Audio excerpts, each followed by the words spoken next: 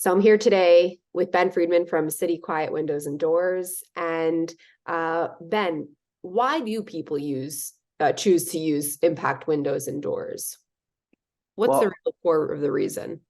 yeah, so you know, impact windows and doors or windows and doors in general are the envelope or contribute to providing a tight envelope to any structure.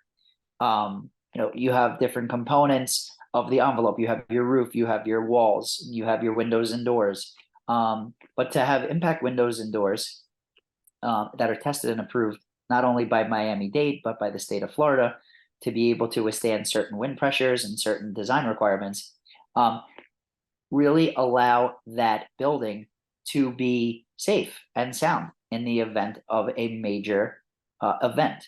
Um, and it's interesting because I'm never of the sales approach here to say it's all or nothing, but the reality of it is a structure, a home, a condo, a building, a hotel really needs to have all the components, what we would call fenestration products, which are exterior glazing systems installed in that structure in order for it to perform to the highest level.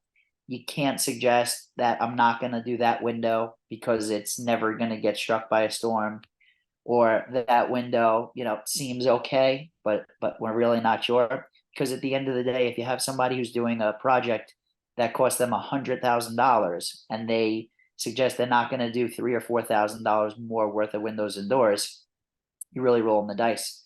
And in the event that a storm comes by and knocks out those three or four windows that they feel are really not going to get affected by the storm, the home's going to pressurize, the roof's going to lift off, and now they spent $100 or $103,000, but really they're going to have a much larger bill that they're going to have to pay for with all of the components and contents inside that home that were destroyed because they neglected to do three or four windows.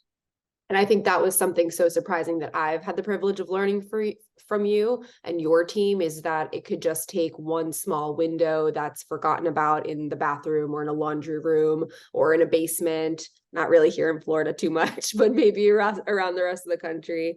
And it's allowing that pressure to come in and really potentially do a lot of harm to that interior of the house, and potentially Correct.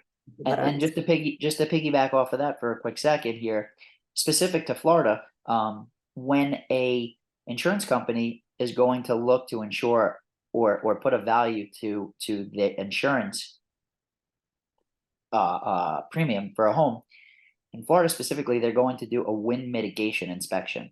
And when a wind mitigation inspector inspects the property, he inspects every single window and door.